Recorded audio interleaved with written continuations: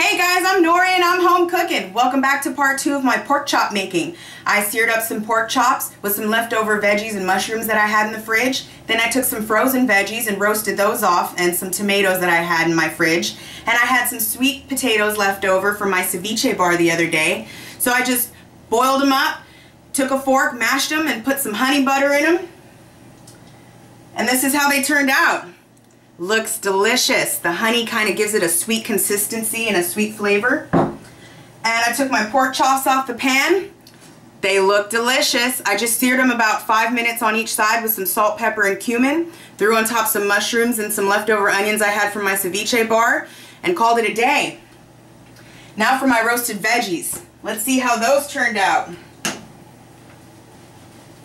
I just took these frozen veggies and some tomatoes, put some salt and pepper on them and some oil, and I threw them in the oven and roasted them off. They look great and they're ready to eat. Let's taste everything and see how it turned out.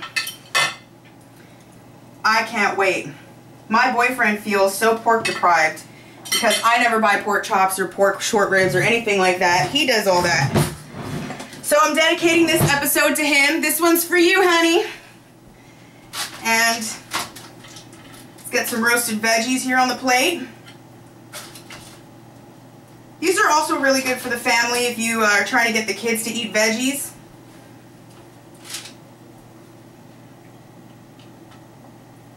And some sweet potatoes. Mash those up with honey butter. Oh, that butter is just oozing everywhere. And it's all about just taking the things that you have in your freezer and your fridge and just working with it and being creative. There you go. All right. Let's taste how this turned out. The sweet potatoes are sweet with that honey and butter in my mouth. That pork chop. That cumin gives it a nice, really great flavor. You just use a little bit. It goes a long way.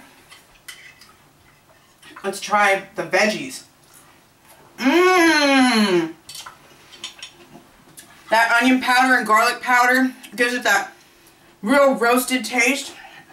It feels like I went to a gourmet restaurant. And now the tomato. Oh, you guys have to see this tomato. Look at that. Look at the juices on that tomato. It's so oozing out. I love broiling tomatoes in the oven. All those juices come out and just explode in your mouth. You can do it with garlic too. Garlic's really good. Well, I'm going to finish my meal.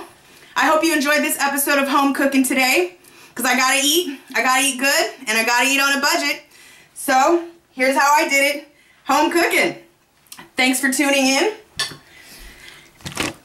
You are watching Home Cooking. Email me, norishomecooking@gmail.com. Tell me what's eating ya. Or you can check me out at Facebook or YouTube under Nori's Cooking to find out more of what I'm at home cooking. Let me know what you're at home cooking. What are your tips? What kind of things do you like to make? What kind of things do you like to eat?